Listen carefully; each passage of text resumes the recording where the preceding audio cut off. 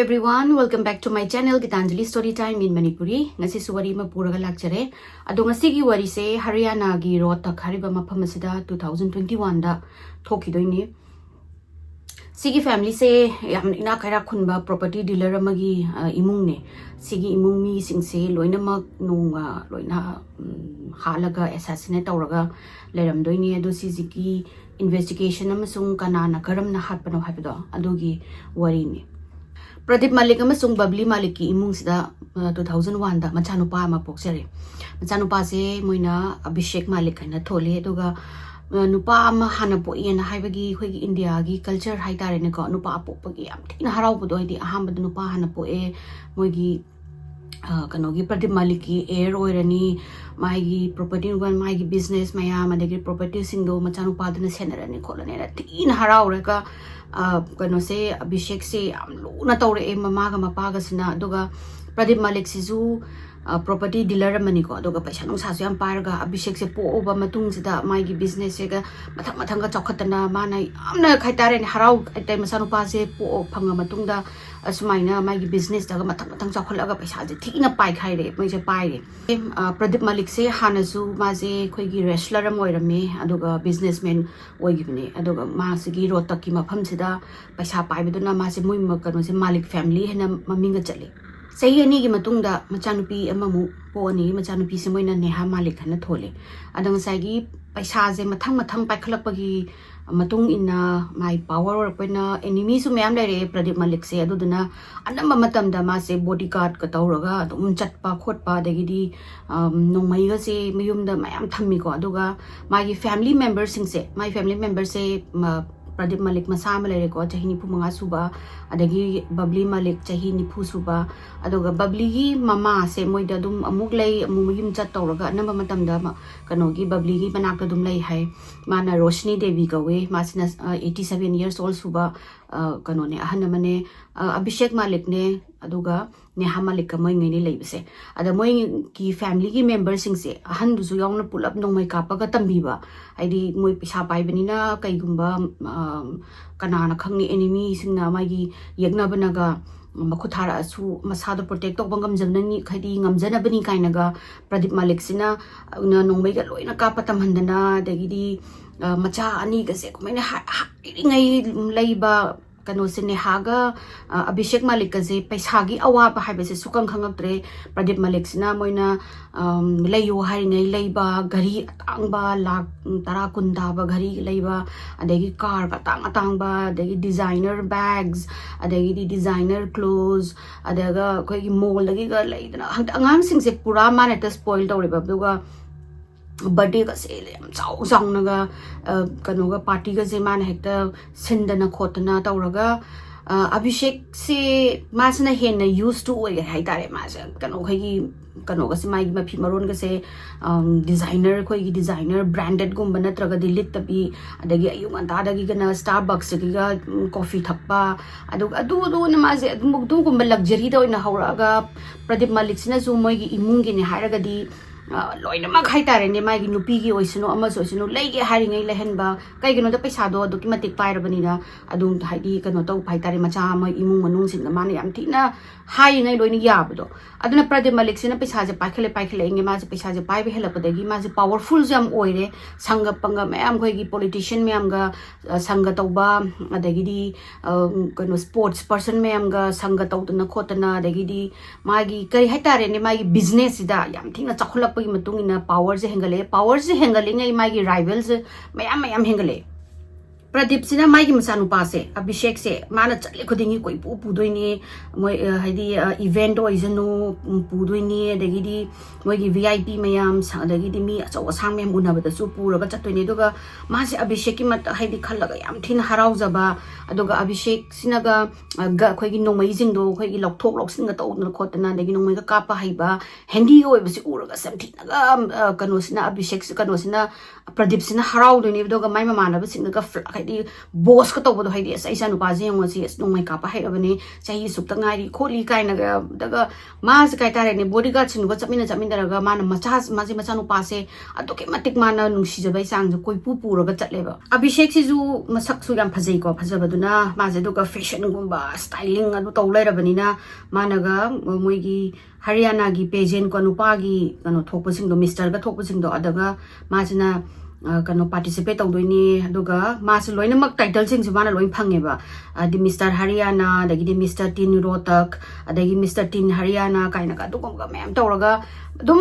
kano je Abhishek ste dum kano da koi gi luxury da ngawraga adum kai kari paisa nungsa do kaimbo watrabani na adum fashion da ngawraga dum leire ma je Macanupi ni halo so tum chat mani ko masu ta koi gi fashion da ngaw dana kano da Instagram da kano reel sembi da di Facebook da kano hapa video hapa khotpa dum 24 hour dum adu ai si salure si da tawure kholure na du gumba photo gumba selfie da di hap na khotna du maina dum tawraga leire adagi Abhishek se mai kano je 12 se loisala kan sida 12 wara matung da mana financial express da mana do da kano tamtharaga si tammal wara matung da ni hajdi class 12 kari ko mana Abhishek na sigi financial ki express si tambal wara pada adagi Abhishek se cabin crew oining bagi ma se amna mangoda desire ma leiba haidare ne mayam sainga foreign country ka koi ba khot pa do ma'am do Masih pam jabaduna mana mapa da high res maina ai kano sigi college kano selo chale makhatam dhadringai da ai kano da Delhi da cabin crew gi course tawroge khologe na tawbasida mapa na di kaya di pam de ko ai di nupa na nang adamaina kadawagi chatlaga oidino khotoino yumsida leiriba sangam kano mayam khoi property mayam adagi lanthum mayam se nang nga tawoidino nang kadawagi cabin crew chatoino khotosa Abhishek ne yadre ai baba asmaina mapan thungningi kholingi rotak ta sum leire chawre khole adu mapa na nang adum foreign country da dum koiba puri di khole de tawot masi yadre Abhishek ne yadaga mapa si so pai le na phare nang course dum nang tawning mo Delhi da chatlaga tawro haina ma se Delhi da chalaga one of the top cabin crew gi training mafam amada ma se ming chalaga training tawthare training je loira matung da interview gi kaya kawrok ta ba ma se kawrok traga dum mapa na ju nang loira bra thabak to phangdo gi halo kholon tawe do Abhishek si di mapa gi business da ma kaim chang de ma interested oi de ba ma ja do gumba koi gi fashion model gi influencer gumba oi ba je du gumba da na he na tawe do ma se ngai kho na tawro me do Tabak se dum kawraktabane natraga phangdabra kanom su tawe dagi ma se dagi upai leta dana mapan halo na halaga ma se bcom je open da haidi long kano do haigi kare hatare ne distance learning tawraga ma se bcom tamtharaga laire mana rotak ta halaga adum laibase adum party tawba mamana ba singa khoi gi birthday party ni kaina ga chakhraga nung thing halapi khotpi dai sum tawraga mamana ba singsina ju Abhishek se ta hauraga kholaga adum koidana khotana maigi punsi ji haitare ni mai Instagram gi page daga yem bada de loire ba angang se hekta Abhishek se adugumba oina sum tawlai do mapa su dum tawhole adi kai tawdoino angang ori chahi kun su da ngai ri aduduna mana hayangwai do magi dum oi hodro po ne na khando ga dum man tawning ma tawrasano na dum taholaga thame aduga moigi ngasigi imung se asigi malik imung se da khud kanai thoudok edi lebak thiba thoudok ma thokani August ki tang kuntare 2021 sida Abhishek se maigi mamana ba sing gi mamana ba magi birthday party ne hana ma se party to wajat khare chakhraga nungdang kana nungdhin pung ani ga ahum ga tarapa size da ma se halaga mana thong se calling bell se king ba sida thong se hang torak tare adagi ma se amu king e amu ngai re amu thong se hang bana hang tar dagi thong se thille mana mama se mu kawi mapa se mu kawi taw dum ase sai inu songning ne ma se sa ga sa bane kai kharai ja khraja no na mai phone se tawraga mai gi mapa se da phone tawre mapa se phone taw je phone je pairak tare mama se da mu tawre mama se song pairak tare adi ma se pakhale ni adagi kai no kano se phone se da pairak tri je boina amuk mai gi machan pi se da mu phone tawre machan pi se phone taw je pairak taw dagi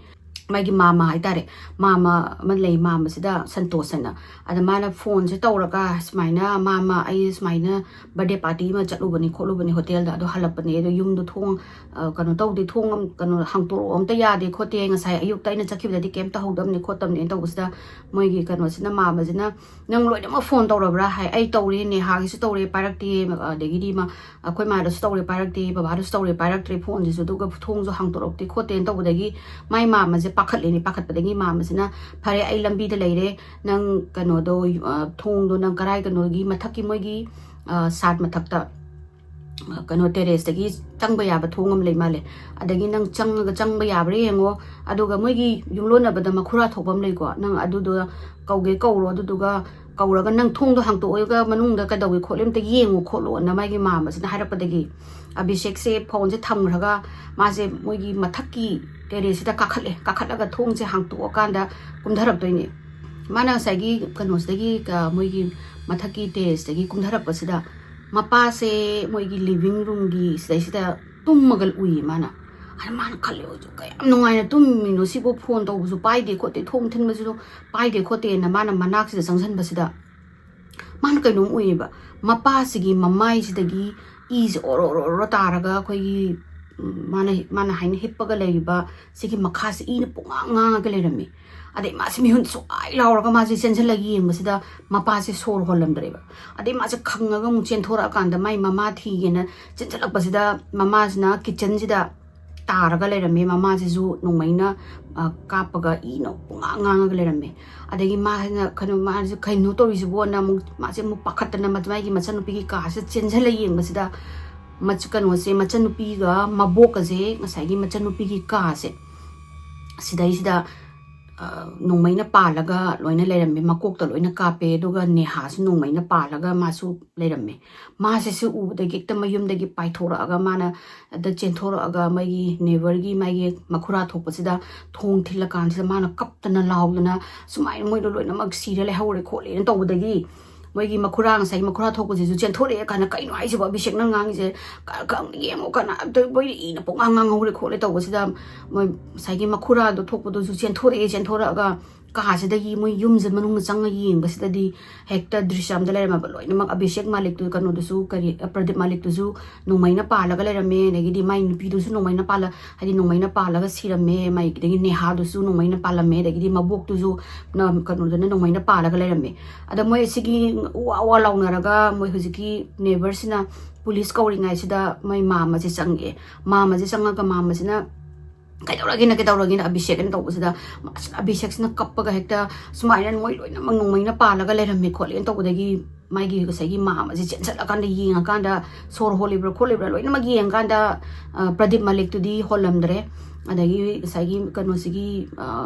mama du zu kanu zu holamdre ko mai machi haidare ne makura kanu sigi santosigi machi Abhishek na mama si ma sor holamdre adagi mai mama si zu agi Abhishek malik mabok si zu sirame dum sor holamdre doga neha se by miracle haidare ko sor holaga lerami ma se mihun phangbadagi di man Abhishek na neha se mihun phangi tawdagi ambulance kutak kauraga ambulance thoda lokma toraga Abhishek ne dagidi mai ngasai gi mai mama do ne toraga neha se hospital ta pukhali ngai marak sida police lai la aga police na loina ma moi ni myam da de zulu mi na pungyo myo ma ga leira bani ko ngasai gi kappaga launa ba khotna ba tawna ba mayam sida adagi policing de zu ngasai gi crowd myam do ga loin thugai ra changa ga loina sil tok sale kana mo changa ga di evidence so mang do ni ko to ni na adai police changa kan sida mana yinga kanda Abhishek ma kanu se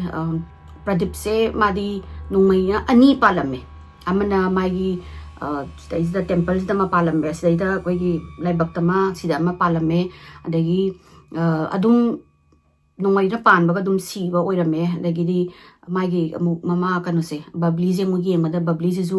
magi marai bakta nongmai na palaga dum khutaka dum sirame adoga mabok tu zu dum sirame doga ne hadis main pukhatki na habedagi police ki team mama kanu sida hospital da chatlo haidi kai gumba hingaga di moi gi statement longna banena police na forensic team je kaure dagi forensic team je la kan da moi examine tawbasida moi na phangwa je bullet ki shell ahangba manga phange ani mana Pradipta pale amana kanoda mamada amana mabokta kanoda Roshni Devida amana Nehada panba ne na moi khange sigi bullet ki shell manga phangmusidagi hena moi atopa evidence te ama phangdre adoga moina Abhishek se kano tawningi ko questioning tawningi habidi kari kamaina tawbuno khotpano ado adu ngasai Abhishek ki haidi mana kappa lawa dagidi magi kare tare ne magi machanupi doctor da pukhatlaga hospital da hakta mana mathamoi war khotlaga leibasida adagi Abhishek ki magi condition jisu questioning tawbada khumak tuba condition natabadagi moisna ngai rasima ngasi numisida ma mon tawjarasano haidi ma mama ampa laitabagi magi grief to tawjarasano aduga kona mu hangasena adubu moina mathang mathang moi yumlona ba khotpa kai kai singsida dum question hang ba haure haidi ahambada police na chingnari se mai ma manu su singnei adagi mai makhura do su singnei aduga ma kanogi kano Pradip Maliki magi rival mayam ko mai business ki rival mayam do su loina mak chingnei aduna moina tam tam na questioning adugu mo da chatlaga questioning tawraga laibasida amata clue ta phangdre moina hai se hoi akoi business ki rival sidi every business di loina mak rival lei adora rival lei haidana di bodyguard tawraga yumdu da laiba mini akoina mayumda kano tawraga hatpa haisidi kano nate khoi tawdi khote na mana rival sing do haire adagi mai ma madusu questioning tawre ma masina haise aidi kano na Abhishek na phone tawrakpodagi laaga imung changapne na adagi moige mu yono na basida mu saigi makhura thokpasida mu changaga mu hangbada makhura thokpasina jo akoi ji makhon mawa nong mai kapagi khopagi makhon amta ta de khote kano na Abhishek na kappaga sensala thong thilakpadagi khangbane khotpane na tawraga moise phare dodi Abhishek se kitang magi condition se kitang normal tarakhisno doga mangonda mu questioning tawge na moise ngairaga leire next day August ki tang kungani pansida Abhishek se lao kano da nang just routine questioning tawgadabne khotgadabne noi babagi rivals mayam enemy mayam leiba khotpa adu singdo hange khotki nang na jignaba mi leibra hangbaine na haibagi maga mamasiga santosiga Abhishek ka silai lakpada police na phamaga questioning tawe haidi nang kana hanak no do no mito nang karai da lai roi kholoi karai sa loi khole tawi kholi nang last time moi kram kanda ui khole na Abhishek na haire ma tam kuntaret ki ayukta hawulaga mama sing moi gi kanoga mama ne mapa ne aduga mabok to ga moi marizip kano chamine breakfast amine ne hadi mathakta mai ka da tum lebni madi yaude aduga pung 12 ga tarakpa daiduda ai imanaba ama kano da ba koina birthday party ma kano tawi celebrate tawbagi party ma throw tawi hoina adudugi imanabado aina hotel da imanaba amasu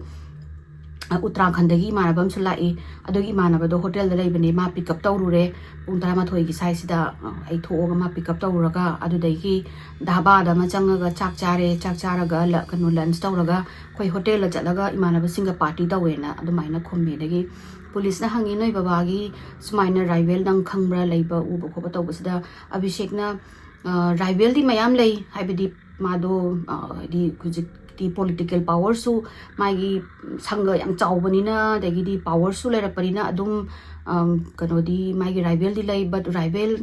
karambana ma moigi imung jela aga assassinate tawbuno haibadu di ma khangdre khotre na tawre dagi nang police sing jino ngai drene asma je party tawbu chatubuduna ma se hingoraba male do mo imung sing di nongbam do loina mak wipe out tawgre khot khre na ngai traga phare nang chatlo jing nei yumda hallo aduduga kai gumba nang gi daka taragadi amu police station da kawrokani edo nang lao kholo tawraga Abhishek ki matawje ubada ma su kappaga Abhishek su kappaga police da ai na karo torobui party tawrubuda da ai se lucky oi haido ran raga lebak thi ba aido ra ai imung manung iba imandil amta leitre ai kamaini thanda leidino ma su kappa tawbose police sing no aitre maina phare nang chalo aduga akhoi amung kaur again hairaga Abhishek se mai mama doga mayum da halaga mapa moi sigi moi gi mai thaba khopagi jaiga tawbagi loina mak preparation tawduna khotna funerals ma loire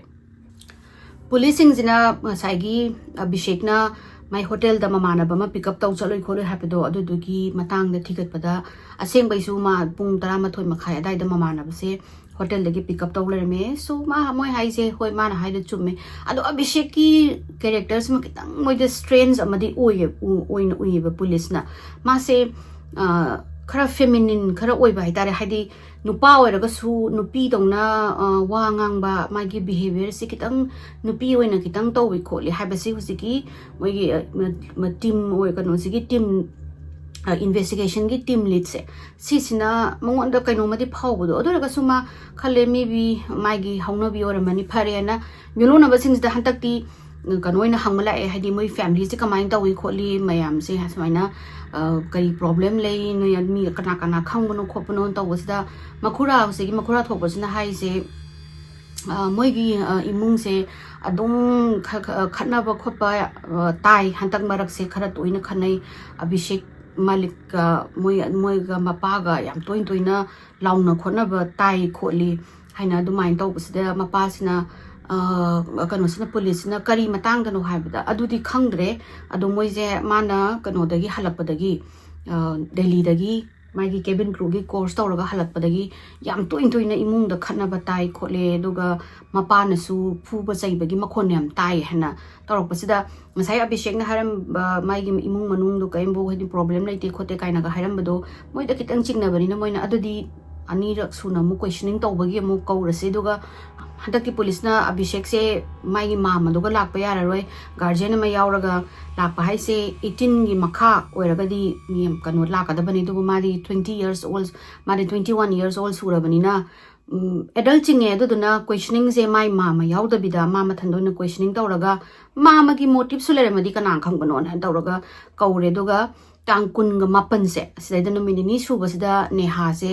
laikana bangam dana sire hana amuk pau pirapadagi Abhishek se pura haidi he was like heartbroken ma je pura devastated oi ma je adai police asu paula yes maina neha do laidre khotre na ada magi mai hana mai machanupi gi hospital da chaluraga halakpasida police na la onang haidi khara questioning khara tawdok lai khole na tawdagi Abhishek se mai mama do lai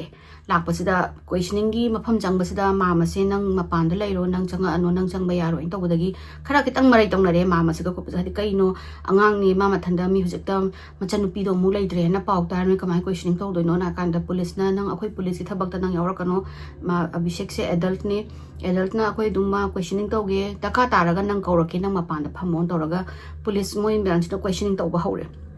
hawbasida amuk hanna hayo nang karai da lairu ba kholu ba na haibista hantak se Abhishek ki answer sida kitang chana da bam yaure ba ahamba da mana tang kuntre sida ayu hawulaga breakfast amina yamu hayo duga hantak ki jina mu mana madi nu minini da gi huziki mana ba Uttarakhand la pa mana ba do adu duga hotel da lairu bani duga party tawraga halakpane na mu haibasida police na mai ki statement je manadi na ma se kitang moina hanadi khara nungsina haidi mama pa laitrabani ko khotrabni ko na khalaga nungsina questioning tawrambadagi hantakti moina pressure hapsele Abhishek sida haidi pressure tawraga no imung da smaina toina khanai hai kholi ai na noi yuno na ba noi neighbor da hangbada nanga noi baba ga yam toina khanai hai kari matang da khanai no adagi di nang na kadai chatloina nang na mu sidai da mu na mana baga mu lairoi hai adagi sidana mu nang na mu kano ayuk da breakfast ai hai nang kai no answer to da khole jana moina pressure tawraga khupak na ani rohum lak tha badagi Abhishek se kappaga ma se kap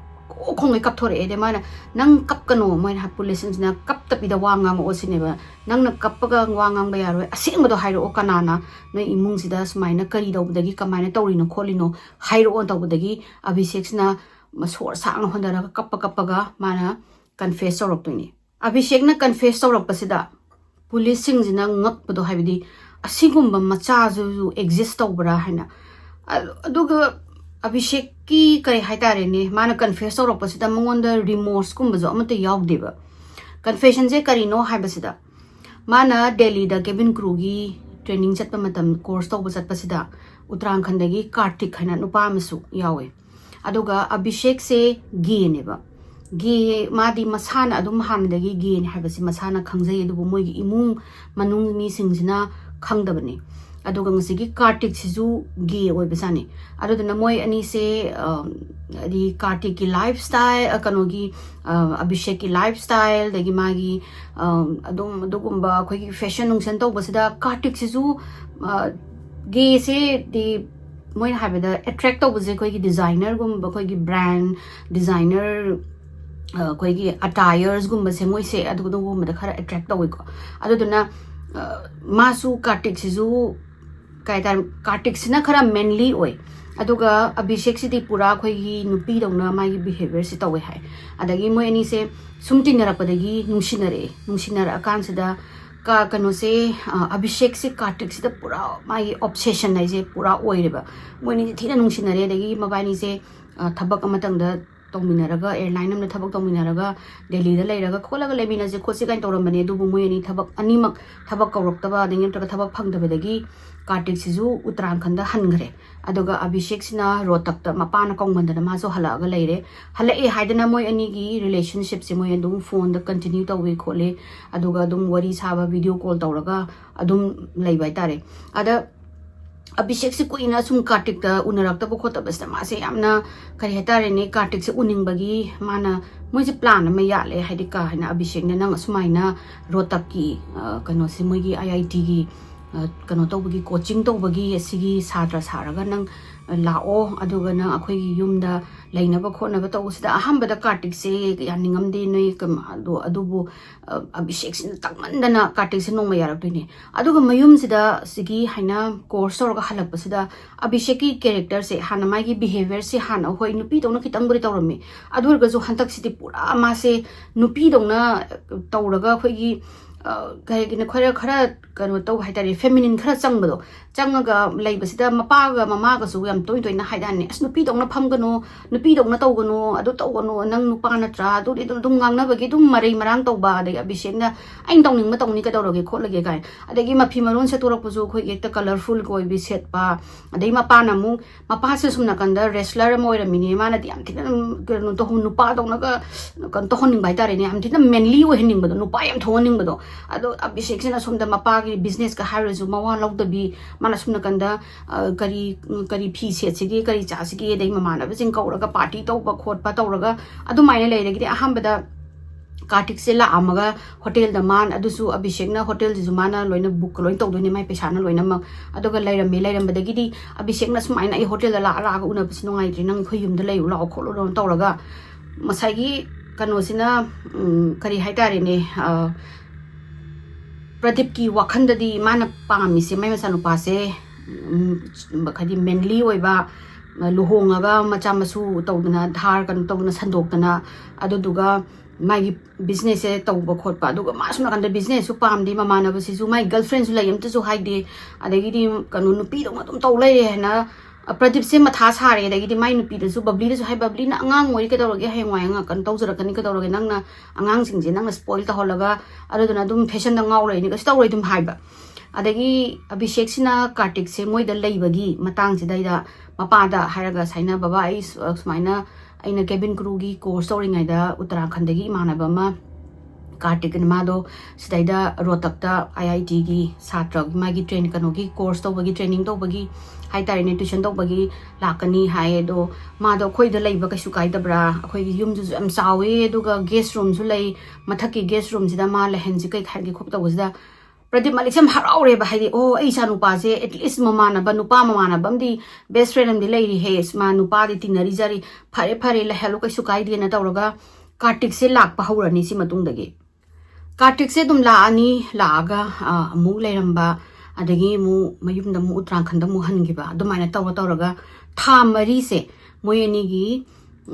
ꯔꯤꯂꯦꯁꯟꯁꯦ ꯃꯌꯨꯝꯗ ꯑꯗꯨꯝ continue ꯇꯧꯔ ꯂꯩꯔꯦ ꯀꯅꯥꯝꯕꯧꯅꯁꯨ ꯈꯪꯗꯦ ꯍꯥꯏꯗꯤ ꯃꯃꯥ ꯃꯄꯥꯗꯨꯅꯁꯨ ꯀꯥꯔꯇꯤꯛꯇꯣ ꯃꯣꯏꯒꯤ ꯍꯦꯛ ꯀꯩꯅꯣꯅꯤ ꯐꯦꯃꯤꯂꯤ ꯃꯦꯝꯕꯔꯅꯤ ꯀꯥꯏꯅꯗꯧꯅ ꯌꯥꯝ ꯂꯨꯅ ꯇꯧꯕꯤꯔꯒ ꯊꯝꯃꯦ ꯑꯗꯨꯒ ꯀꯩ ꯍꯥꯏꯇꯥꯔꯦꯅꯦ ꯃꯆꯥꯅꯨꯄꯥꯁꯤ ꯃꯃꯥꯟꯅꯕ ꯅꯨꯄꯥ ꯑꯃ ꯇꯤꯟꯅꯔꯦ ꯍꯥꯏꯕꯒꯤ ꯍꯦꯟꯅꯁꯨ ꯀꯩꯅꯣꯅ ꯍꯔꯥꯎꯕꯗꯣ ꯀꯥꯔꯇꯤꯛꯅ ꯀꯩꯅꯣꯁꯤꯅ ꯀꯔꯤ ꯄ꯭ꯔꯗꯤꯞꯁꯤꯅ ꯍꯔꯥꯎꯕꯒꯤ ꯃꯌꯥꯝꯗꯒ ꯃꯣꯏꯒꯤ ꯏꯚꯦꯟꯇꯒ ꯑꯗꯒꯤ ꯅꯦꯍꯥꯒꯤ ꯕꯔꯊꯗꯦ ꯁꯦꯂꯦꯕ꯭ꯔꯦꯁꯟꯗꯒꯁꯨ ꯃꯌꯥꯝꯗꯒ ꯏꯟꯇ꯭ꯔꯣꯗ꯭ꯌꯨꯁ ꯇꯧꯕꯗꯣ ꯃꯥꯒꯤ ꯃꯆꯥꯅꯨꯄꯥꯒꯤ ꯀꯩꯅꯣꯗ ꯃꯣꯏ ꯑꯗꯥꯏꯒꯤ ꯀꯩꯅꯣꯁꯤ ꯃꯣꯏꯗꯨꯗ ꯂꯩꯔꯤꯕ ꯔꯣꯍꯇꯛꯀꯤ ꯃꯣꯏ ꯂꯩꯀꯥꯏꯒꯤ ꯃꯤꯁꯤꯡꯁꯤꯅ ꯑꯗꯨꯝ ꯉꯥꯡꯅꯕ ꯍꯥꯏꯇꯥꯔꯦꯅꯦ ꯃꯆꯥꯅꯨꯄꯥꯅꯦꯅ ꯅꯨꯄꯤꯗꯧꯅ ꯇꯧꯋꯤ ꯈꯣꯠꯂꯦ ꯑꯗꯨ ꯇꯧꯋꯦ ꯑꯗꯥ ꯇꯧꯋꯦꯅ ꯉꯥꯡꯅꯕꯗꯨꯒꯤ ꯃꯥꯁꯤꯅ ꯍꯔꯥꯎꯕꯣꯏ ꯀꯔꯤꯕꯣꯏ ꯏꯆꯥꯅꯨꯄꯥꯒꯤ ꯕꯦꯁ ꯐ꯭ꯔꯦꯟꯅꯦ ꯑꯗꯨꯅꯦ ꯀꯥꯏꯅꯒ ꯑꯗꯨꯝ ꯏꯟꯇ꯭ꯔꯣꯗ꯭ꯌꯨꯁ ꯇꯧꯕ ꯑꯗꯨ ꯃꯌꯥꯝꯅꯁꯨ ꯍꯣꯏ ꯈꯔꯁꯨ ꯏꯟꯗꯤꯌꯥꯁꯤ ꯌꯥꯝ ꯊꯤꯅꯁꯨ ꯀꯟꯖꯔቬꯇꯤꯚ ꯑꯣꯏꯕ ꯀꯩꯅꯣꯅꯤ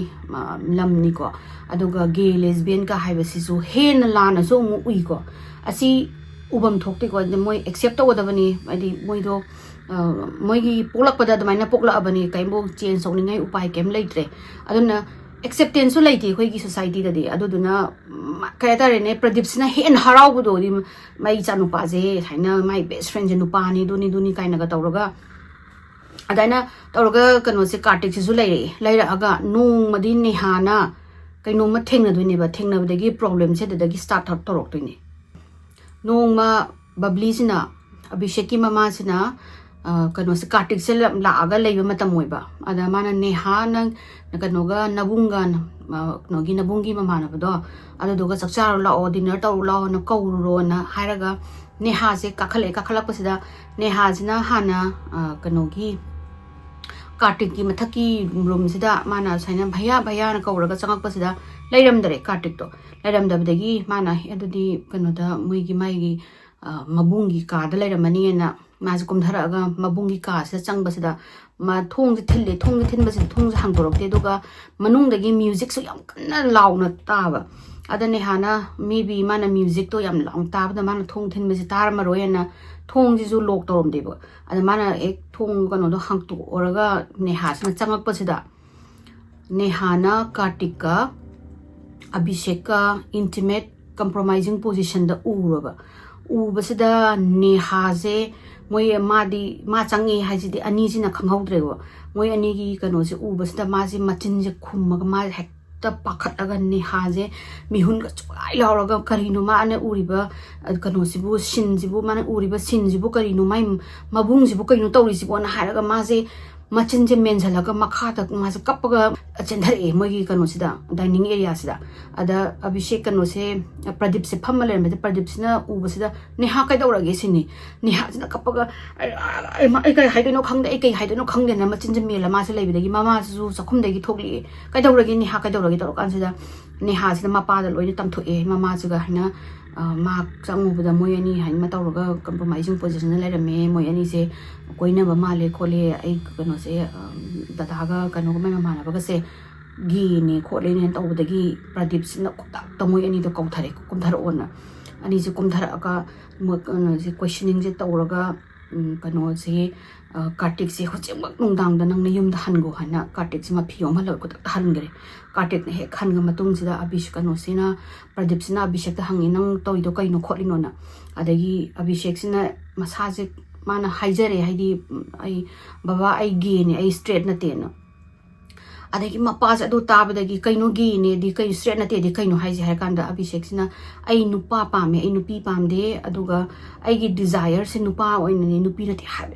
ta kano sina Pradip sina kano si masanu pa se khopak na mapunsigi ahamba pokpadagi na ahamba oina mana khopak na thara phujani phuraga nang adumaina hujikan gi chatnabi orangani gi kaina kanagi ge no nang na sigi khoi gi malik ki khandan da kanano gi heblaite khote nang kana lauri no kholi no nang huji no gi Instagram gi photo gi adagi di fashion tawagi adugumba kano tawramni kholamani hana phure pura kanjida mana ha kano nangi behavior se change taw natraga di nang amo hena chai chani habisida Abhishek na haise ai change taw banga moi baba I am born this way ai asmaina ai ge oina pobani ai ngamoi ado haire ngai amok Abhishek kano sina mu Pradip Malik sina Abhishek sam phuine ba haidi nang ge haiba pot laite na nang kano da doctor da puraga nang laying ni nai nangi fashion mayam nangi paisa mayam kapthat kani aduga nang asana nang straight orap toini sini Pradip na khali je maigi machanu pa jibu sumaina nupi da interest laite family bi kano business azu kano laite interest laite hari je mangon di Pradip ki thamoi da di thamoi maigi thamoi kai bhai do oireba aduga mana maigi hope kano gi Pradip ki hope mana sajaram manglan sing do loina mak Abhishek sina loina thugai sini man na Abhishek se gi ni habis ma accept sum to bangam deba moi hujikan gi Gen Z gi trend follow tawri ni kholi ni adu duga ma ai umba wrestler ma haina moi mukna sana dana migin wrestler manu pa thokpa ai na macho ai gi icha nu pa na ꯑꯗꯨꯃꯥꯏꯅ straight ꯅꯠꯇꯦ ꯍꯥꯏꯕꯁꯤꯗ ꯑꯁꯤꯒꯤ ꯋꯥꯔꯤꯁꯤ ꯃꯥꯁꯦ ꯑꯁꯤꯒꯤ ꯋꯥꯈꯜꯁꯦ ꯈꯟꯕꯁꯤꯗ ꯃꯥꯁꯦ ꯋꯥꯈꯜ ꯂꯩꯅꯥ ꯅꯥꯔꯦ ꯏꯃꯨꯡꯁꯤꯗ ꯇꯣꯏꯅ ꯁꯤꯒꯤ ꯃꯇꯥꯡꯁꯤꯗ ꯑꯗꯨꯝ ꯈꯟꯅꯕ ꯍꯧꯔꯛꯀꯅꯤ ꯑꯗꯒꯤꯗꯤ ꯀꯩꯅꯣꯁꯤꯗ ꯄ꯭ꯔꯗꯤꯞꯁꯤꯅ ꯑꯃꯨꯛ ꯀꯩꯅꯣꯁꯤꯗ ꯑꯕꯤꯁꯦꯛꯁꯤꯗ ꯅꯪ ꯑꯗꯨꯃꯥꯏꯅ ꯅꯪ ꯅꯨꯄꯤꯒꯤꯗꯧꯅ ꯃꯐꯤ ꯁꯦꯠꯄ ꯌꯥꯔꯣꯏ ꯑꯗꯨ ꯇꯧꯕ ꯌꯥꯔꯣꯏ ꯑꯗ ꯇꯧꯔꯣꯏ ꯍꯥꯏꯔꯒ ꯑꯕꯤꯁꯦꯛꯅ ꯑꯃꯨꯛ ꯀꯞꯄꯒ ꯑꯃꯨꯛ ꯍꯥꯏꯕ ꯍꯥꯏꯗꯤ ꯑꯩꯁꯦ ꯑꯁꯨꯃꯥꯏꯅ ꯁꯨꯝ ꯑꯩ ꯑꯗꯨꯝ ꯀꯩꯅꯣ ꯑꯣꯏꯔꯅꯤ ꯑꯗꯨꯝ ꯐꯦꯃꯤꯅꯤꯟ ꯑꯣꯏꯔꯒ ꯑꯗꯨꯝ ꯂꯩꯔꯅꯤ ꯑꯩ ꯆꯦꯟꯖ ꯇꯧꯕ ꯉꯝꯃꯔꯣꯏ ꯑꯩ ꯑꯁꯨꯃꯥꯏꯅ ꯑꯩ ꯄꯣꯛꯂꯛꯄꯅꯦ ꯑꯩꯒꯅ ꯍꯥꯏꯔꯤꯁꯦ ꯑꯝꯇ ꯑꯦꯛꯁꯦꯞ ꯇꯧꯕꯤꯌꯣꯅ ꯍꯥꯏꯕꯁꯦ ꯃꯄꯥꯁꯤꯅ ꯁꯨꯡꯉꯥꯏ ꯃꯄꯥꯁꯤꯅ ꯐꯨꯗꯣꯏꯅꯦꯕ ꯃꯄꯥꯅ ꯈꯜꯂꯤꯅ ꯐꯨꯔꯒ ꯍꯥꯏꯗꯤ ꯈꯔ ꯌꯥꯝ ꯐꯨꯔꯀꯥꯟꯗ ꯒ꯭ꯌꯥꯟ ꯇꯥꯖꯔꯛꯀꯅꯤ ꯀꯃꯥꯏꯅ ꯑꯗꯨꯅꯦ ꯑꯩꯈꯣꯏꯒꯤ ꯑꯦꯛꯁꯦꯞ ꯇꯧꯕ ꯉꯝꯗꯕꯗꯣ ꯑꯩꯈꯣꯏꯒꯤ ꯁ꯭ꯄꯦꯁꯤꯌꯦꯜꯂꯤ ꯑꯩꯈꯣꯏꯒꯤ ꯁꯣꯁꯥꯏꯇꯤꯁꯦ ꯑꯁꯤꯒꯨꯝꯕꯒꯤ ꯂꯦꯁꯕꯤꯌꯟꯁꯦ ꯌꯥꯝ ꯊꯤꯅ ꯀꯔꯤ ꯍꯥꯏꯇꯥꯔꯦꯅꯦ ꯑꯩꯈꯣꯏ ꯃꯅꯤꯄꯨꯔꯗꯅꯕꯨ ꯈꯔꯕꯨ ꯑꯦꯛꯁꯦꯞ ꯇꯧꯕ ꯍꯦꯜꯂꯝꯒꯅꯤ ꯕꯠ ꯈꯔ ꯀꯟꯖꯔቬꯇꯤꯕ ꯑꯣꯏꯕ ꯃꯐꯝ ꯑꯩꯈꯣꯏꯒꯤ ꯍꯔꯤꯌꯥꯅꯥ ꯌꯨ ꯄꯤ ꯀꯩꯀꯩꯗꯗꯤ ꯌꯥꯝ ꯊꯤꯅ ꯑꯗꯨꯝ ꯃꯣꯏ ꯍꯧꯖꯤꯛ ꯐꯥꯎꯕ ꯑꯦꯛꯁꯦꯞ ꯇꯧꯕ ꯉꯝꯗꯦ ꯑꯗꯨꯗꯨꯅ ꯃꯥꯅ ꯀꯩꯅꯣꯁꯤꯅ ꯃꯄꯥꯁꯤꯅ ꯈꯜꯂꯤꯁꯦ ꯐꯨꯔꯒ ꯆꯩꯔꯒ ꯑꯗꯒꯤꯗꯤ ꯗꯣꯛꯇꯔ ꯌꯦꯡꯉꯒ ꯑꯗꯒꯤꯗꯤ ꯂꯥꯏ ꯇꯤꯟ ꯈꯣꯏꯔꯝꯃꯒ ꯐꯒꯅꯤ ꯍꯥꯏꯕꯒꯤ ꯋꯥꯈꯜꯁꯤꯗ ꯂꯩꯈ꯭ꯔꯦꯕ ꯒꯦ ꯑꯣꯏꯕꯁꯦ ꯂꯩꯅꯥ ꯑꯣꯏꯕꯒꯤ ꯃꯣꯏ ꯋꯥꯈꯜꯗ ꯂꯩꯅꯥꯒꯤ ꯇꯥꯏꯞꯇ ꯍꯤꯗꯥꯛ ꯄꯤꯖꯔ ꯐꯅꯤ ꯍꯥꯏꯅ ꯈꯜꯂꯒ ꯑꯗꯨꯝ ꯂꯩꯈ꯭ꯔꯕꯅꯦ ꯁꯤꯒꯤ ꯃꯇꯥꯡꯁꯤꯗ ꯑꯕꯤꯁꯦꯛ ꯌꯥꯝ ꯁꯥꯎꯅꯤꯡꯕ ꯍꯥꯏꯇꯥꯔꯦꯅꯦ ꯑꯩꯁꯦ ꯑꯩꯁꯦ ꯑꯥꯏ ꯑꯦꯝ ꯕꯣꯔꯟ ꯗꯤꯁ ꯋꯦ ꯑꯩ ꯑꯁꯨꯃꯥꯏꯅ ꯄꯣꯛꯑꯕꯅꯤ ꯑꯩꯅ ꯇꯧꯔꯤꯁꯦ ꯑꯝꯇ ꯑꯦꯛꯁꯦꯞ ꯇꯧꯕꯤꯌꯨ ꯍꯥꯏꯕꯁꯦ ꯃꯄꯥꯁꯤꯅ ꯌꯥꯗ꯭ꯔꯒ ꯃꯄꯥꯁꯤ나 ꯍꯥꯏꯁꯦ ꯅꯪ ꯐꯔꯦ ꯅꯪꯅ ꯁꯨꯃꯥꯏꯅ ꯅꯪ ꯅꯨꯄꯤꯗꯧꯅ ꯇꯧꯒꯦꯅ ꯂꯩꯔꯕꯅꯤꯅ ꯑꯩꯅ ꯍꯥꯏꯕ ꯌꯥꯗ꯭ꯔꯕꯅꯤꯅ ꯅꯪ ꯄꯣꯀꯦꯠ ꯃꯅꯤꯃꯛ ꯄꯤꯔꯔꯣꯏ ꯍꯥꯏꯅ ꯃꯥꯒꯤ ꯄꯣꯀꯦꯠ ꯃꯅꯤꯁꯦ ꯂꯣꯏꯅꯃꯛ ꯀꯩꯅꯣ ꯇꯧꯔꯅꯤ ꯂꯣꯏꯅ ꯊꯥꯗꯠꯂꯅꯤꯀꯣ ꯃꯥꯒꯤ ꯄꯣꯀꯦꯠ ꯃꯅꯤ ꯄꯤꯔꯔꯣꯏ ꯑꯗꯒꯤꯗꯤ ꯀꯥꯔꯇꯤꯛꯀ ꯑꯃꯨꯛ ꯍꯟꯅ ꯅꯪ ꯄꯥꯎ ꯐꯥꯎꯅꯕ ꯌꯥꯔꯣꯏ ꯍꯥꯏꯅ ꯁ꯭ꯇ꯭ꯔꯤꯛꯠꯂꯤ ꯃꯥꯁꯦ ꯋꯥꯔꯅꯤꯡ ꯇꯧꯔ ꯊꯝꯃꯦ ꯑꯗꯨꯒ ꯃꯥꯒꯤ ꯃꯆꯟꯅꯨꯄꯤꯁꯤꯅ ꯍꯦꯟꯅ ꯃꯆꯟꯅꯨꯄꯤꯁꯤ ꯍꯧꯖꯤꯛꯀꯥꯟꯒꯤ ꯑꯥꯁꯀꯜꯅꯦ ꯃꯥꯁꯦ ꯏꯟꯁꯇꯥꯒ꯭ꯔꯥꯝ ꯔꯤꯜ ꯇꯧꯗꯅ ꯈꯣꯠꯇꯅ ꯖꯦꯟꯖꯤ ꯑꯣꯏ ꯂꯩꯅꯤ ꯃꯥꯅ ꯍꯦꯟꯅ ꯒ꯭ꯌꯥꯟ ꯇꯥꯒꯗ꯭ꯔꯥ ꯍꯥꯏꯔꯒ ꯃꯥꯅ ꯑꯣꯏꯅ ꯍꯦꯟꯅ ꯃꯄꯥꯗꯨꯗ ꯀꯩꯅꯣ ꯇꯧꯕꯗꯣ ꯃꯕꯨꯡꯗꯣ ꯁꯤꯒ ꯋꯥꯔꯤ ꯁꯥꯟꯅꯍꯧꯔꯦ ꯍꯥꯏꯁꯦ ꯐꯣꯟ ꯀꯗꯥꯏꯗꯅꯣ ꯐꯣꯟ ꯄꯥꯏ ꯂꯩꯔꯝꯃꯦ ꯈꯣꯠꯂꯝꯃꯦꯅ ꯇꯧꯕꯗꯒꯤ ꯑꯩꯈꯣꯏꯒꯤ ꯔꯦꯁꯇ꯭ꯔꯤꯛꯁꯟꯁꯦ ꯍꯦꯟꯃꯟꯗꯅ ꯑꯕꯤꯁꯦꯛꯁꯦ ꯍꯣꯏ ꯕꯕꯥ ꯑꯩ ꯂꯥꯜꯂꯦ ꯑꯩ ꯁꯨꯃꯥꯏꯅ ꯑꯩꯒꯤ ꯀꯩꯅꯣꯁꯦ ꯕꯤꯍꯦꯕꯤꯌꯔꯁꯦ ꯑꯩ ꯆꯦꯟꯖ ꯇꯧꯔꯒꯦ ꯑꯗꯣ ꯑꯁꯥꯏꯅ ꯄꯩꯁꯥ ꯀꯛꯄ ꯈꯣꯠꯄꯁꯦ ꯇꯧꯔꯅꯨ ꯑꯩ ꯐꯔꯦ ꯑꯩ ꯉꯁꯤꯗꯒꯤꯗꯤ ꯑꯩ ꯇꯧꯔꯒꯦꯅ ꯃꯄꯥꯗ ꯍꯥꯏꯖꯤꯜꯂꯒ ꯃꯄꯥꯁꯤꯅꯗꯒꯤ ꯑꯃꯨꯛ ꯍꯔꯥꯎꯗꯅ ꯑꯃꯨꯛ ꯃꯥꯒꯤ ꯄꯩꯁꯥ ꯅꯨꯡꯁꯥꯁꯦ ꯑꯃꯨꯛ ꯄꯤꯕ ꯄꯣꯀꯦꯠ ꯃꯅꯤ ꯄꯤꯍꯧꯔꯦ ꯄꯣꯀꯦꯠ ꯃꯅꯤꯒꯁꯦ ꯂꯤꯁꯤꯡꯗꯒ ꯅꯠꯇꯦꯀꯣ ꯑꯩꯒꯤ ꯊꯥꯒꯤ ꯄꯣꯀꯦꯠ ꯃꯅꯤ 50,000 ꯀꯥꯏꯅꯒ ꯐꯪꯕꯤ ꯑꯗꯨꯒꯨꯝꯕꯅꯦꯕ ꯑꯁꯤꯒꯤ ꯃꯣꯏꯒꯤ ꯐꯦꯃꯤꯂꯤꯁꯦ ꯑꯗꯩ ꯄꯩꯁꯥꯁꯤꯅ ꯐꯪꯕꯗꯒꯤ ꯃꯥꯅ ꯐꯣꯟꯁꯦ ꯇꯣꯉꯥꯟꯅ ꯑꯩꯒꯤ ꯅꯝꯕꯔ ꯑꯃ ꯂꯧꯔꯒ ꯀꯥꯔꯇꯤꯛꯁꯤꯒ ꯑꯗꯨꯝ ꯀꯟꯇꯤꯅ꯭ꯌꯨ ꯇꯧꯕ ꯍꯧꯔꯦ ꯃꯕꯥꯅꯤ ꯔꯤꯂꯦꯁꯟꯁꯦ ꯂꯣꯠꯅ ꯑꯗꯨꯗꯒꯤ ꯀꯩꯅꯣꯁꯤꯅ ꯀꯥꯔꯇꯤꯛꯁꯤꯅ ꯑꯃꯨꯛ ꯎꯅꯕ ꯂꯥꯛꯑꯅꯤ ꯑꯗꯩ ꯃꯃꯥꯟꯅꯕꯁꯤꯡꯗ ꯍꯧꯕ ꯂꯥꯛꯑꯣꯅ ꯍꯥꯏꯖꯤꯜꯂꯒ ꯃꯃꯥꯟꯅꯕꯁꯤꯡꯗ ꯃꯥꯅ ꯍꯣꯇꯦꯜ ꯑꯃꯗ ꯑꯆꯥꯄꯣꯠ ꯆꯥꯎꯑꯣꯅ ꯗ꯭ꯔꯣꯞ ꯇꯧꯔꯝꯃꯒ ꯃꯥꯅ ꯑꯃꯨꯛ ꯀꯥꯔꯇꯤꯛꯁꯦ ꯑꯃꯨꯛ ꯎꯅ ꯆꯠꯄ ꯍꯣꯇꯦꯜꯗ ꯑꯃꯨꯛ ꯂꯩꯃꯤꯟꯅꯔꯨꯕ ꯃꯕꯥꯅꯤ ꯔꯤꯂꯦꯁꯟꯁꯦ ꯑꯗꯨꯃꯥꯏꯅ ꯑꯗꯨꯝ ꯇꯧꯔꯒ ꯂꯥꯛꯑꯦ ꯃꯣꯏ ꯑꯅꯤꯁꯦ ꯇꯣꯏꯅ उनब फंगक्तबदगी अदगिदी अभिषेक सिलोइन हाइदे मासे कार्तिक अमथन ऑब्सेस ओइना अदा माना हाइजे कार्तिक सिजु लाओ यारक्तरेबको मासु तोइन मयुमदगी उत्तराखंडगी रोहतक ताना हरियाणा ताना दुमा उना लाक्पा हाइसे मासे सुम उना तोरक्तबदगी अभिषेक सिना कप्पगा कार्तिक आई नंग लुहोंगनिंगे आई नंग लेनिंगे कमाइना तौ आई कदौ हाइबनो खोपनो तौबसदा कार्तिक ना हाइसे इंडिया दनी खुनी लुहोंगबदि यारोय अदो नंग कनो आई उपाय मदि लै आई उपाय सिन आइना हारके दोदि नंग यागद्रसिनि अदा अभिषेक ना हाइजे आई नंग हारिङै लोइना यारनि नंग बुल मिननि नंगबु नुसिनब नंगी नुसिब फंगनि हारगदि आई नंग हाइब लोइना यागे खोटकेना तौसदा कार्तिक ना हाइराइसे नंगी सेक्स चेंज तौना हाइरब नंग सर्जरी तौरगा सेक्स चेंज तौरो अदुगा नंग नुपी ओला कानदि अखोइ इमुंगनसु नंग एक्सेप्ट तौरनी अदुगा कानाबोंगना अखोइनिगी मरक्ता थिंगमंगा मरोय नंग अदुगा आइगी नुपी ओइरसु यारानी हाइदा कैगिनोदा मोय अनिगी रिलेशनसिदा कार्तिक सिना नुपागी रोल नेबा लौरिसे सी हारबदगी अभिषेक से हराव यारेनी मादी कार्तिक तु नुसिउरमनिना माना आई फरे दुदि आई अदु उपाय अमा तौरगेना अदगी अदुगी नुमिनिनी हुमनि सुरपसिदा अभिषेक सिना मपासिदा मागी पैसा खरा पामेना हाइसाने अदा अभिषेक तो होय मा रेडी दि ओइरेको मा सेक चेंज तौबगी रेडी ओइरे होय मा थागी 50,000 पकाई फंगमगनी दो मागी दि एक तसुना कंदा स्टारबक्स अदगी दि जारा दि पोट लैबा प्रादा दगी पोट लैबा दु न तौ लेरमिना मागी पैसा दो खरसा दो कोना पोते ददा सेक चेंज तौबगी इमाना इंक्वायरी तौबसिदा लाख 5 मुक चंगनि हाइरपो जाने अदा माना मपादा लाख 5 पियोना माना कनोसिदा अभिषेक सिना प्रदीप सिदा हाइबसिदा मपासिना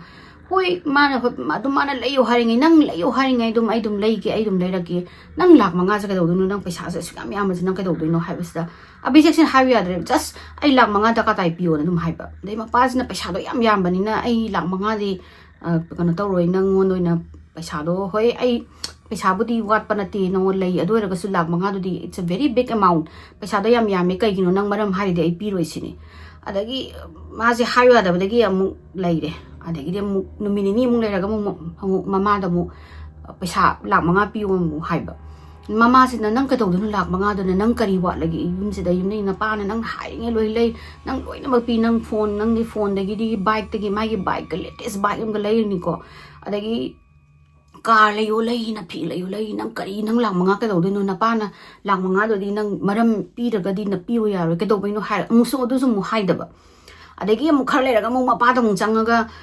hatakti masi desperate oi eba didi kartik hai se nang sex change toro nang nupi olo do adu duga nang ai lohong na tan ai upai kem lai te ai zu yum dagi lohong na ba pressure la ai nang ka dogi hai no na torok pa dagi Abhishek lai bam jabam khangre ma je kayum ba kartik sina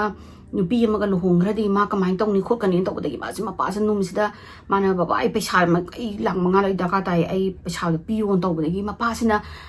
Abhishek nang na paisa dogi maram do hai de ai paisa pi roi sini Piro habdagi hantakti Abhishek se upai le tamni ma se desperate oramni ma ja mana aseng mo do haidu e ma sex change tawraga ma nupi on ge do ga ma kartikal hongning ena haibidagi masi je tabdagi ta pradip na saw wasda Abhishek si thok na ba machin tat na ba phui ba numit se kari nang na nupa yung ki khoi gi malik family gi nupa ma khak yaw ba nang na kari gi nupi dong na ka dobi nang nupi on doino asi haira ma sawning ga mana Abhishek che phu ba zina mana gan ga tatle hai ma punsi da mana to yam na mana haidi sina mai mayum gi chirag ni haidi mana air ni mai gi business da ma ta hodoi ni mai sanpati mayam business mayam je mai hodoi ni na khanjaba aduga masanu pa da ngang thorai do ga tin ona ba sida pradip se ta makhong sang ting tho kappaga mama ji makhong sang ting tho na kappaga moina Abhishek che phu bane ba Abhishek na mapas the plea to hai please understand haina ba ai baba ai se nang na la ma phu ra su ai gi behavior se ai change song dong no te ai gi sexual orientation ju change song dong na te kari gi no nang ho je phoba to yamna stubborn ori je kholi je na Abhishek so du ne ba hai se ai sumaina sum tawrani aina ado ai at least ai yamna nungsira ga di ai na nungai da ba ai harau da bu to biyo kholo nang na sumaina mainly oyo macho oyo har ga ai oidong na tin hai abi adu taru bu da gi hekta kano se pradip se hekta ne moi isinga thara ga lakna re ba ai kari no hai ri bo ai gi janu pa ji bu nu pi o lage hai si bo na adagi mana strictly hojeti curfew oina tham gare masanu pa ji gi machanu pa ji gi kanu se mai gi bike ka se lawraga lokthoga ni ha da pi gre mai ka no loina mak mai gi kai tare ne kartik ka pau phongna ba ya ba mana mapan da thoga unaru ba ya ba gi pambai sing je loina kakthatle adagi mana haire phare nang na sigi decision je nang change tau ge habra change tau re habra tau nang mathang gi chahi ola pa da nang nupi mai na lohong bi rani aduga nang nupi siga nang angang po oga nang dhar sando gadam ni sini Abhishek hai ai sungam ngamoi sini si have de phare adora gadi nang na dang gi decision do hongdok tri phawba nang aina ai gi will dagi nang loktho ani loktho ga sampati property mayam se nang gi nachan nupi ne ha da loina mak palani aduga ne ha na loina mak oi hawrani nangon da karim bo pi roi sini asi habedan hoi ma nungsima kano do Abhishek to mapunsida nong ta adi saina una ma thangkalaga surapa thabak ma cham surapa nate ma karai dagi paisa na ma hingni kaigumba ne hada loina kano je property de pi radi mangu ma gi sex change tawbagi asha do di loina ma kairani mai property ju phangaroi paisa ju phangaroi mayum dagi ju mu kaukthora agadi ma kadai da leiruni aduga kartik na hoigi mangon da hoi moi mayum da thambire khale khalaga su magi lifestyle di effort to bangam manate ba kartik na aredana Abhishek na kari plan tawre mai imung manung sing je loina ma khato aga property je automatically mangon da la ani la agadi paisa do loina agadi ma kana ambok tagi permission lo hadi taka tararoi mai sex change tawbagi dagi di kartik kanungai na leiba yarani na adudagi ma na plan mayum gi mi sing je loina hatok pai na plan tawbune ba Sigi plan je mana planning tawringai maraksida mapa sisu upai lerakdana magi ngasai babli gi mama hidi Abhishek ki mabok se siga yam close oi ko Abhishek ka ada sida mana kanu se kaure ma kanu sigi mabok se Roshni Devi se kauraga man hai je ima amtang wari amta sanauna ngang ba lobani ma je kainu mathan ma sek chen sauni na sikhang khang lai gare mi kainu ai gi imung mano ai je badnam tawda ai si batare khole ai smaina rotak ta dia isa nu pana nu pi on gradi ai rotak ta lai banga moroi khol oi tawdagi mai sai mabok sina ai wari sanagi ka dobagi mana do mai haiba ma do kanu na khoi gi evil spirit amana possess tawbagi do mai na ngang yorangani habadi bhut nu pi mana possess tawbadagi tawriyorangani tawraga maji tantric ka pura la aga tantric ka tawraga mu khoirame Abhishek se do basida mabok sam sawninge mana mabok se sawninge badi mabok sina bo ai understand taw ngam dadi kanan understand taw doino sangsar sida kanan understand taw doino na adagi mabok sina koksalaga Abhishek nang sumaina taw gon khot kanu nang sumaina nang yum sigi chirak ni aduni kanu ko halla henni nang doidamag nupani nang na hengwai dar sandok dadi nangi napagi line je mut ani du tawrani da tawrani nang ngang sa Abhishek si songning bada mabok se hanan nung si mabok na haring ito yarameni mabok se ubda maje hu karaga nung sidraga mabok su mana hatok na dani mana plan tawgrise Abhishek na upay ma tawdana Kartika paw phongnare mana hare Kartik ta nang sige sida lao mai gi mamana ba common friend ko mana hidi Kartik to mai mayum da lerambani na Abhishek ki mamana ba singa su common friend oina ramni na mai gi birthday sida lao duga ina won the big surprise ma pi doini khotoini en haibedagi Kartik silai laaga hotel sida Kartik kanosna Abhishek na check in tawraga lehele Abhishek ki imung radi nungti ki dum khana dana khotna dum lairabani ko da Abhishek sina inform tawre moi mamana ba magi birthday gi maju matam kano gi numini ni humni out of session oine na ada kana no khop hangba sida mamana ba dugi birthday ne na haraga man hana mamana ba da paw men grabni ko adagi Pradeep sina phone tawraga hojiki mamana ba sida nangi birthday ni khotni tawne khot mana mane uncle ai birthday ni khopne dana khoi loina mag out of town oini khone na haire adagi mapana smaina kano dagi mai gi will dagi ka ani khotni tawusdagi Abhishek sina ai nupi ma smaina pame hojiki imana ba sigi mai gi common friend ne nupi do masak su am phajai khole ka harga photo ga je Abhishek sina uttoine ba utlaga ne adu utpadagi ne ba mapa sina su yara ise chalo haibase ana saina nupi je masak am phajai khole ai pame khole baba na haibado ai illagi kholagi na amu tawbadagi ma ja dumaina Kartik se kauraga ma se Kartik ka hojiki hotel jida changaga mamana ba sedi paisa piraga ni ko mana loine mak thema thami je mamana ba sing su paisa piramina e ngachung moi uncle da machin thiba bo moi su na khangne smaina Abhishek na tawraga moi imung munung loin hato kani do de adana paisa piramina hoi hoi en haraga hojiki nupi siga ju wari ga sana handoi ni ko mapa siga nupi sina ju o mane khopni ba sa du du taw badai mapa su harauri ne hedi o aisa nupa jeng sai moi gi a doctor khara unar ba dagi di lai khoram tho ubdagi pharama le sai gi mabok tu na haiba nupi magi bhut na possess taw do pharama le kholamne haraga hoina paisa ga piraga Abhishek si mapam sa yomaga madi tangkun manga sidagi thokrabani duga Kartik siga hotel da leminarabani tangkun tere sida ma mayum da hale ayung anta hale halapasida mapajina e nangnui party loiraba halabra khora tawasda mana o zik kano da Rotaki hotel amada magi last oina party ma tawni khonin habedagi mama sina dudi phare breakfast taw lo khoro lo oina moi je paratha ke chadana khotana tawre duga anamba magi plans so adune ba mana tangkun tere sida magi imung manung sing se hatok paina phare na moi je saminare degi neha di habesida na kano di neha de tummi na haraga phare na hara moi je chare breakfast chare chabal ora kanda mama sina dum kano da magi ka da mafi marong kai sum phi nung thuptana khotna taw legre adagi mabok sina magi lai khoram bagi ni na magi ka da changre aduga abi kano sina Pradeep sina magi kano sida living room sida sofa da phamaga magi business ki property ki deal gi wari sanar le ma sina du wari kana sanari ngai sida mana tumina mapa gi ka se sange mama pai ka se sanga magi safe dagi nongmai se lokthoi nongmai se lokthoga mana maru ga se loi check tawraga thoklaga nongmai se mana kano da maigi nakanda lotlaga mapagi manak sida phammi sofa sida ada mapari ngasai gi dum kano tawraga busy waraga property gi adu paisa du tawraba du transfer tawrabra kholabra nangang nai ngai sida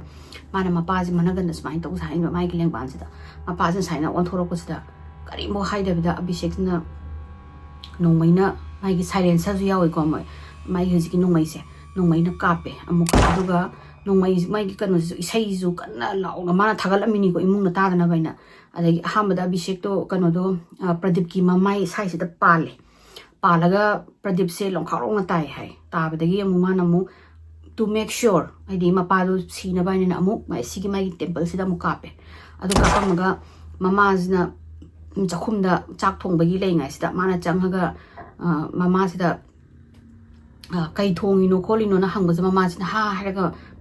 ꯃꯃꯥꯏ ꯂꯩꯊꯣꯔꯛꯄꯖꯥꯠꯅꯦ ꯃꯃꯥꯏ ꯂꯩꯊꯣꯔꯛꯄꯁꯤꯗ ꯃꯃꯥꯁꯤꯗ ꯃꯀꯣꯛꯁꯤꯗ ꯄꯨꯔꯥ ꯑꯩꯈꯣꯏꯒꯤ ꯀꯩ ꯍꯥꯏꯇꯥꯔꯦꯅꯦ gun ꯄꯣꯏꯟꯠꯇ ꯑꯗꯨꯃꯥꯏꯅ ꯀꯥꯞꯄꯦ ꯃꯃꯥꯁꯦ ꯑꯗꯨꯝ ꯀꯥꯞꯄꯒ ꯑꯗꯨꯝ ꯄꯨꯗꯞ ꯑꯗꯨꯝ ꯇꯥꯔꯦ ꯑꯗꯨꯗ ꯑꯗꯨꯝ ꯁꯤꯔꯦ ꯑꯗꯨꯒ ꯃꯥꯅ ꯃꯆꯟꯅꯨꯄꯤꯒꯤ ꯀꯥꯁꯤꯗ ꯆꯪꯉꯦ ꯃꯆꯟꯅꯨꯄꯤ ꯀꯥꯁꯤꯗ ꯆꯪꯉꯒ ꯃꯆꯟꯅꯨꯄꯤꯁꯤꯅ ꯇꯨꯝ ꯂꯩꯕꯁꯤꯗ ꯃꯥꯅ ꯊꯣꯡꯁꯦ ꯊꯤꯡꯖꯤꯜꯂꯒ ꯀꯩꯅꯣꯒꯤ ꯃꯆꯟꯅꯨꯄꯤꯒꯤ ꯀꯩꯅꯣꯁꯤ ꯇꯤꯚꯤꯒꯤ ꯚꯣꯜꯌꯨꯝꯁꯦ ꯀꯟꯅ ꯂꯩꯈꯠꯂꯦ ꯃꯆꯟꯅꯨꯄꯤꯁꯦ ꯇꯨꯝ ꯂꯩꯅꯤꯀꯣ ꯑꯗ ꯃꯆꯟꯅꯨꯄꯤꯁꯤꯅ ꯇꯨꯝꯅ ꯀꯔꯤꯅꯣꯅꯦ ꯀꯔꯥꯏꯗꯒꯤ ꯀꯩꯅꯣ ꯃꯈꯣꯟ ꯀꯅꯥꯅꯣ ꯇꯤꯚꯤꯁꯦ ꯌꯥꯝ ꯂꯥꯎꯅ ꯊꯥꯒꯠꯂꯛꯏꯁꯤꯕꯣꯅ ꯍꯧꯒꯠꯂꯛꯑꯒ ꯑꯕꯤꯁꯦꯛ ꯂꯩꯔꯦ ꯍꯥꯏꯕꯁꯦ ꯔꯦꯖꯤꯁꯇꯔ ꯇꯧꯗ꯭ꯔꯤꯉꯩꯗ ꯅꯥꯀꯟꯗꯒꯤ ꯑꯕꯤꯁꯦꯛꯅ ꯅꯣꯡꯃꯩꯅ ꯑꯃꯃꯨꯛ ꯀꯥꯞꯄꯗꯒꯤ ꯑꯗꯨꯝ ꯃꯥꯗꯤ ꯑꯗꯨꯝ ꯇꯥꯔꯒ ꯁꯤꯗꯕꯤꯗ ꯃꯥꯗꯨꯅꯅꯦꯕ ꯃꯥꯅ ꯃꯤꯍꯨꯟ ꯐꯪꯉꯤꯗꯣ ꯑꯗꯣ ꯃꯥꯁꯦ ꯀꯨꯝꯊꯔꯛꯑꯒ ꯃꯕꯣꯛꯁꯤꯅ ꯂꯥꯏ ꯈꯣꯏꯔꯝꯃꯒ ꯃꯕꯣꯛꯁꯤꯗꯤ ꯃꯅꯥꯀꯣꯡꯗ ꯍꯦꯗꯐꯣꯟꯗ ꯍꯥꯞꯄꯒ ꯂꯥꯏꯒꯤ ꯀꯩꯅꯣ ꯈꯣꯏꯔꯝ ꯂꯩꯔꯝꯃꯦ ꯃꯥꯅ ꯅꯥꯅꯤꯅ ꯀꯧꯔꯒ ꯑꯩ ꯁꯨꯃꯥꯏꯅ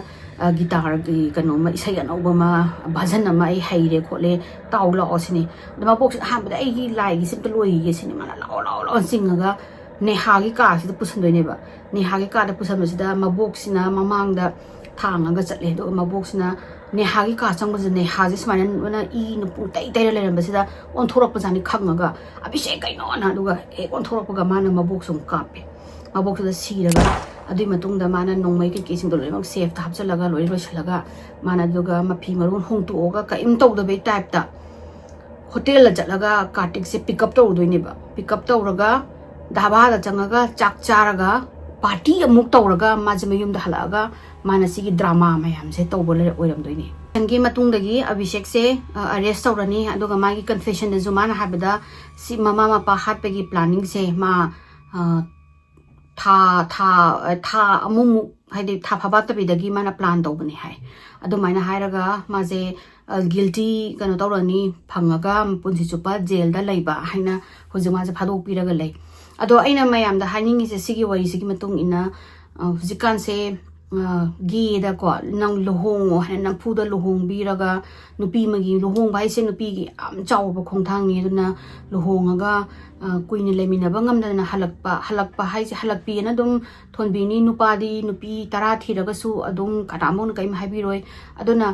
गे ꯑꯣꯏꯔꯒꯗꯤ ꯑꯗꯨꯝ गेꯅꯦꯅ ꯑꯗꯨꯝ ꯀꯩꯅꯣ ꯇꯧꯕꯤꯕ ꯑꯦꯛꯁꯦꯞ ꯇꯧꯕꯤꯕ ꯑꯩꯈꯣꯏꯒꯤ ꯁꯣꯁꯥꯏꯇꯤꯗ ꯑꯦꯛꯁꯦꯞꯇꯦꯟꯁꯁꯦ ꯌꯥꯝ ꯋꯥꯠꯂꯤ ꯑꯗꯨꯅ ꯑꯦꯛꯁꯦꯞ ꯇꯧꯕꯤꯔꯒ गे ꯑꯣꯏꯔꯒꯗꯤ ꯂꯥꯏ ꯍꯤꯗꯥꯛ ꯆꯥꯔꯒꯁꯨ ꯐꯗꯧ ꯅꯠꯇꯦ ꯑꯗꯒꯤ ꯂꯥꯏꯌꯦꯡꯉꯁꯨ ꯐꯗꯧ ꯅꯠꯇꯦ ꯂꯥꯏ ꯇꯤꯟ ꯈꯣꯏꯔꯝꯕꯁꯨ ꯐꯗꯧ ꯅꯠꯇꯦ they are born this way मोइना ओपन अप कईगुंबा इचा इचन इयाम्बा इबुंग इचे ओइसनो मोइना ओपन अप तौज मतमदा हाइदि आई लेस्बियन नि आई गे ने ना ओपन अप तौब मतमदा एक्सेप्ट तौबियो मोइदो तौनिंगदना तौब नते मोइसु मी मयामगी समाजगी मिनो मिसा मयाम फंगदोइनि अदु मोइना ओपन अप तौब मतमदा एक्सेप्ट तौबिरगा हाइदि फरे नंग सुमाइना पोबनिना फरे नंग सिनि हारगा नुंसी जानाना लेमिनबा कईगिनो द खोइगी सोसाइटी से एक्सेप्टेंस से याम वाटलेबा अदुदुना पुंसी मियोइबा मगी पुंसी मांगदु सरुपदि एक्सेप्ट तौरगा हराउना नुंसीना लेमिनबना हेना फगनी हेना आइगी वखन अदुमाइना खंजै अदुगा हुजिकी कईगुंबा प्रदीप सुनाजु अभिषेक तो एक्सेप्ट तौबिरमदि मोइगी थवाइसु मांगोय अदुगा अभिषेक तुजु मागी थवाइसु दु माजु लोइरबनिको माला जेल लैबा हाइसे नुंगाइबम नते मा नुपागी जेल थमदोइनी खोइगी सिदा इंडिया गी तोंगाना दुमाइना जेल तोंगा लबदेन बाय बर्ड नुपा ओइना पोगदि नुपागी जेल दा बाय बर्ड नुपी नि हारगदि नुपी गी जेल दा ने लैदोइनी मासो कैम याम नुंगाइरोनी अदुगा याम नंगप्पा थौदोक अमदा कार्तिक से अभिषेक ना जेल दा लैबा चही फबातना नुपी मदा लुहोंगेबा नुपी दुगी पुंसी दुदि दो मांगनी कइना माना गेम लुहोंगबनिना मैम आई वरी साइड लोइसनजरगे मैमना आई लास्ट के एडवाइस यानिंगदब लेरगसु अदुम हाइबिरो अदुगा मैम आई हाइजे एक्सेप्टेंस से कोई सोसाइटी दा एक्सेप्ट तौबसे खरा हेना तौमिनसे मैमना लाले सोइरे हारगसु हेना फोगिव तौबिबा अदगी मैमना आई असिनी सिनी हारगसु mayamna yabiba haina adu haijaningi matangi warida muk thengnarachiko